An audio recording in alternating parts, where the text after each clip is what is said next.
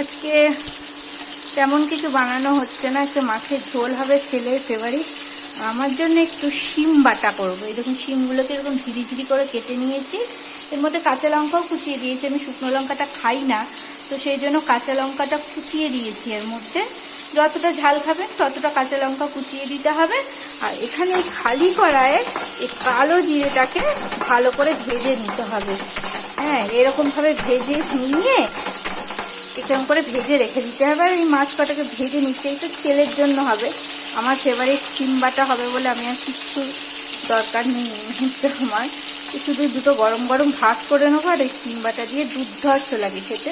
আর ইচ্ছা হলে করে দেখবেন, খুব ভালো লাগে খেতে। অল্প করে তেল দিয়ে দিয়েছি। তেল দিয়ে এবার আমি কালো জিরেটাকে ভেজে তুলে রেখেছি, যে কড়াই অল্প করে তেল দিয়ে শিমগুলোকে, শিম আর কাঁচা লঙ্কা যা কেটে রেখেছি সব দিয়ে দিলাম। দিয়ে এবার একটু লবণ আর হলুদ দেবো, পরিমাণ মতো লবণ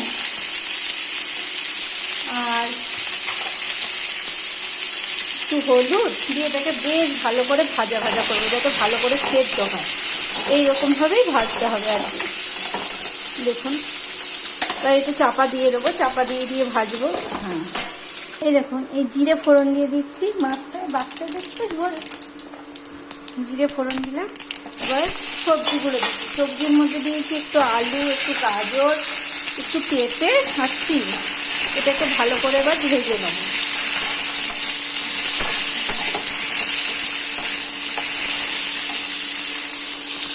এবার দিয়ে দেবো টমেটো, লবণ, পরিমাণ মতো লবণ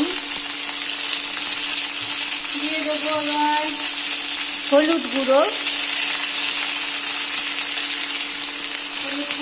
দিয়ে দেবো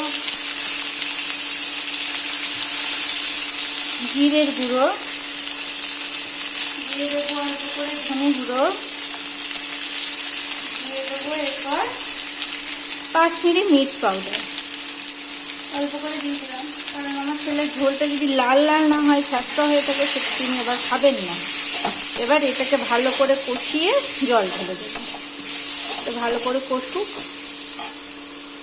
দেখুন, মাছের ঝোলটা রেডি হয়ে গেছে। মানে এই ঝোল দিয়ে মাছ আর ধনে পাতাটা দিয়ে চাপা দিয়ে দিলাম, ততক্ষণে সেদ্ধ হোক। আর এই দিকে আমি শিমটাকে সেদ্ধ করতে দিয়েছিলাম একটু।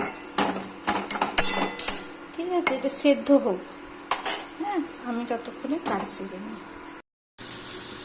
এরকম শিমটা এরকম লাল লাল ভাজা হয়ে গেছে এবং সেদ্ধও হয়ে গেছে। এটাকে নামিয়ে রাখবো, নামিয়ে রেখে ঠান্ডা হলে তবে বাটবো। শিম বাটা রেডি। এই শিলে বাটলে বেশি টেস্টি হয়, শুকনো শুকনো করে বাটতে হয়। এর মধ্যে একটুখানি কাঁচা সর্ষের তেল দিয়ে এরকমভাবে টিফিন কোটো বন্ধ করে রেখে মাছের ঝোলও রেডি। শিম বাটাটা ওরকমভাবে টিফিন কোটো বন্ধ করে রেখে দিলে না, গন্ধটা খুব সুন্দর থাকে। একটা যে ওই কালো জিরের গন্ধ বেরোয় না, বড্ড সুন্দর লাগে ওটা। গরম ভাতের সঙ্গে দুর্ধর্ষ লাগে।